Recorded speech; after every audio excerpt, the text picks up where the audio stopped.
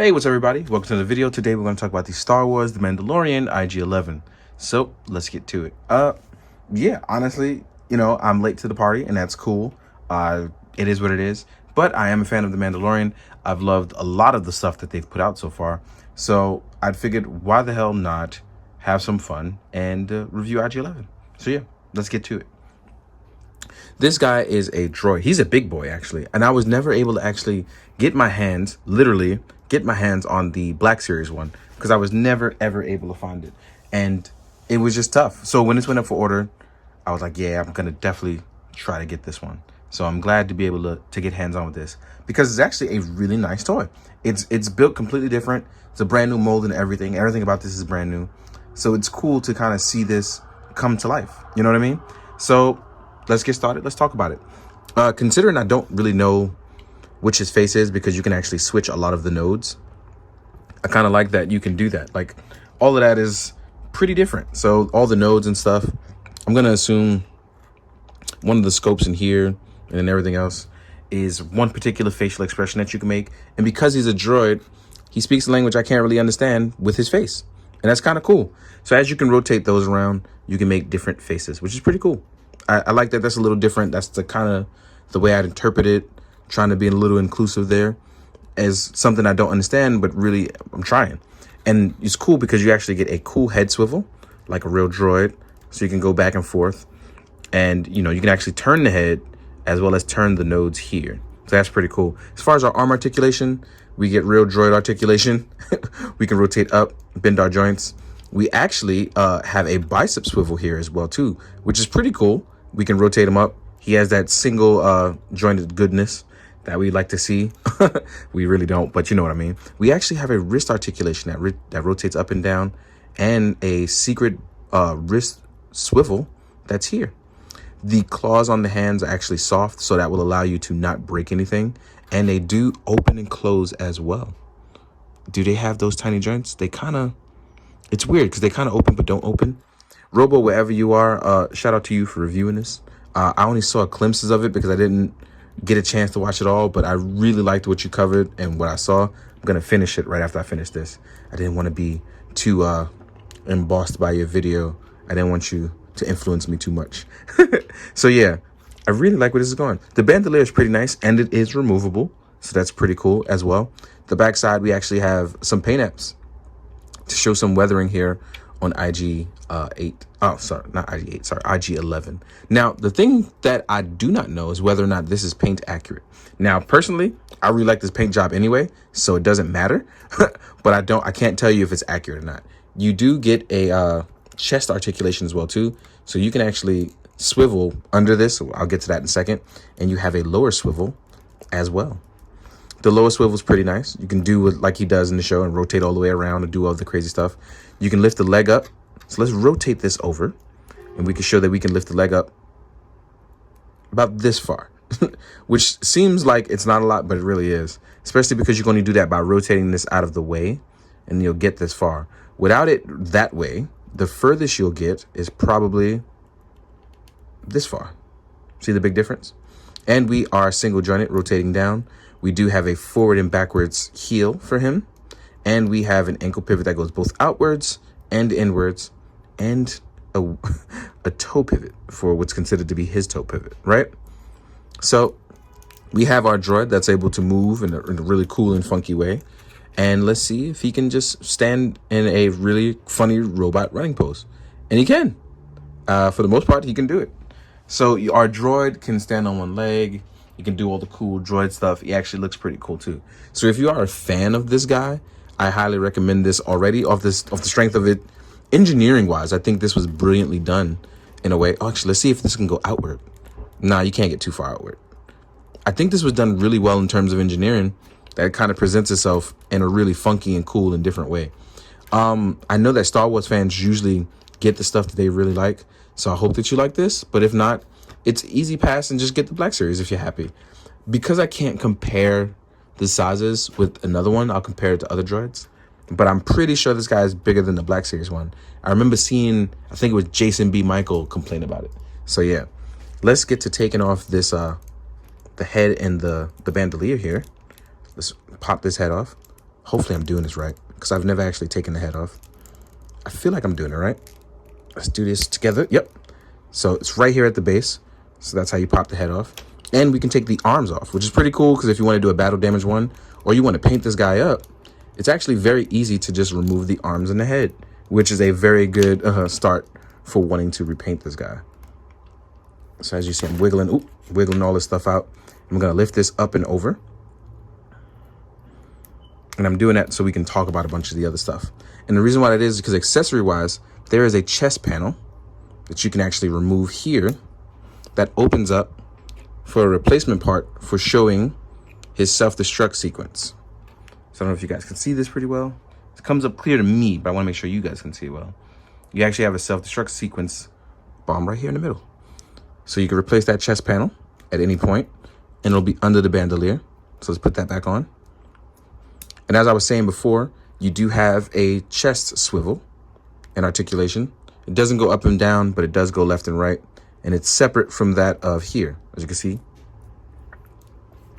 Now, oh yeah, let's talk about some other stuff.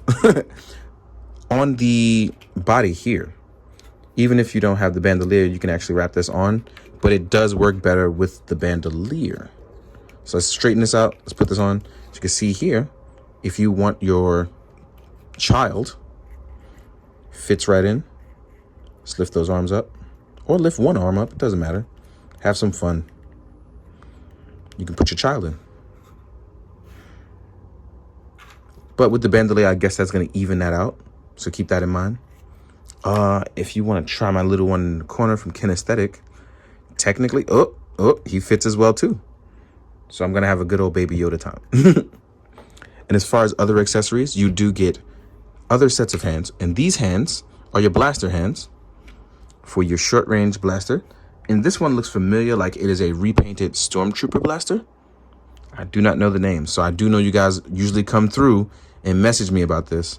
So I appreciate that. And as you can see, the blaster fits pretty well. You're going to just readjust that finger if you want to slide in there so it looks accurate as possible.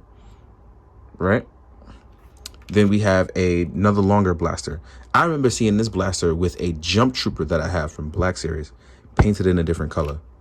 So, yeah, that's all I know about it. Same thing with this finger. You kind of just slide it in to make sure it looks a little bit more accurate. And that's it in terms of what you get. But the IG-11 is still pretty nice.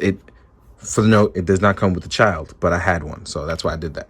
But I'm going to pop this back on, right? Because I want to see how the bandolier works with it.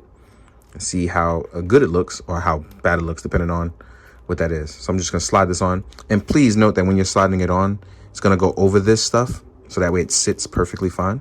Keep that in mind. So yeah. I am assuming that, yeah, the bandolier will keep that intact a lot better. Let's put this on. Pop your head on.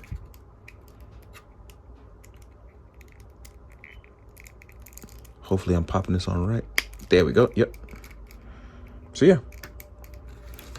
The protector is here. I'm going to pop a Baby Yoda in. Or the child. And then we get a good look at him. You know what I need? I need to get a speeder bike. I don't know what I did with mine. So yeah, this definitely works better with the bandolier on. I have him uneven there, but it does look pretty cool. Yeah, definitely better with the bandolier on. And you sit there and look out for intruders, right? See if I can get it. Yep, stand pretty well too. Evened out. I like this. This is really fun. Real quick though, before I do anything else, I'm going to take the time to unlatch all of this stuff off camera. Then we're going to get in the size comparison before I get carried away with having fun. So let's do that. All right, it's square up time. So we're going to get these guys squared up and sized up so you guys can see what's going on. I'm going to compare a bunch of various Black Series and SHF Star Wars stuff first. So let's get that out of the way. First things first, let's do our Mandos. Mando. My Mandos have neck pegs from Figuarts Co. If you want to learn about that neck peg, he actually gives you the digital files for free. I will link in the description as well. So here's IG-11 with our Mandos. I can point a little back. So there we go. There we go. So yeah, they look actually pretty clean. I really like the look. My Mandos look a lot better with this neck peg. It works all the wonders to the point where I don't even give a hot shit about the bandolier anymore. And I just love how these guys look. Because that stuffy neck was definitely taken away from the fabulous look of these armors. So let's take these guys away, move them out of the way real fast. Then we're going to compare some other Star Wars stuff. Whether they interacted or not, it doesn't matter. We're just trying to get a size scaling. So here we are with the Armorer from Black Series. She's a tiny gal, and I'm okay with that. Because she gets busy. She beat up Stormtroopers, y'all. Speaking of Stormtroopers, here is a Black Series Mandalorian Stormtrooper. And I'm sad because I realized I need more of these guys. These guys are really cool. Can't front. So there they go. Then we have, oh, the Black Series Mando. Beskar armor. So now that we have all these guys kind of sized up, if you want to mix and match your stuff, I think this is a very good way to show your variety and scaling of it. So let's move you guys over. So let's compare the big boy. So we got Heavy Mando. He's a much bigger guy. And I think that IG-11, even in terms of Black Series and or SHF, this guy might be one of the biggest Star Wars figures that we have right now. I think the biggest at this point was Chewbacca, and he towers over Chewie. So that says something. Then we have Black Series Darth Vader. So yeah, I think even with Chewie being bigger, IG-11 is now the biggest Star Wars figures. It's the biggest Star Wars figure made at this point in terms of both SHF or Black Series. Then we have General Grievous. And yeah, he's even bigger than him in the Black Series. Right? Stam, you bugger. And he won't. So he don't like me. Then we have an SHF Star Wars Stormtrooper. This is the old first form one. Oh, the first release one, sorry. Then we have a Geonosis droid. See? My old stuff that just can't stand the test of time. I think I've worn them all out. So in terms of droids, we have like a lot of variety. So we have Battle Droid, we have Geonosis droid, we have the Battlefront one. So yeah, lots of stuff. Now we're going to compare it with some other stuff, see how it all stacks up. In terms of Kamen Rider and other Japanese format stuff, here he is with Kamen Rider Zio. All right. Then we have, let's do Mezco, right? In terms of Mezco, on a Gold Gomez body, we have my head, and I'm an agent, a golden agent. So in terms of Mezco, IG-11. Then we have Articulated Icons Ninjas. Then we're going to do, let's mix it in, because if you like 1,000 toys, you can go with 1,000 toys here. So you can mix your droids in, right?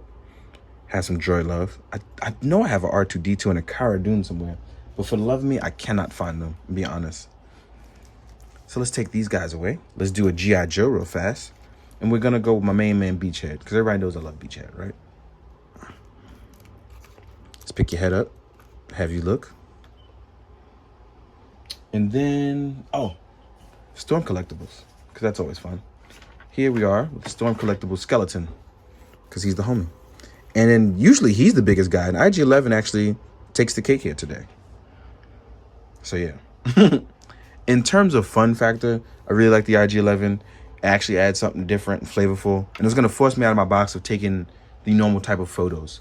Maybe I'll do something different, because I know who is it, Lights Camera Tentacles takes amazing photos with different types of droids, and he's always inspired me to try to do something different, because he has this whole Nexus of 4 reality things going on, and I really fucking love it. Ooh, didn't mean to do that, sorry, didn't mean to curse y'all, but yeah, I really do enjoy his work. So hopefully I can push myself to those kind of limits, show that kind of stuff off. But in the meantime, guys, I hope you're all doing well. Please be good, do good. Drink your water, guys. Later.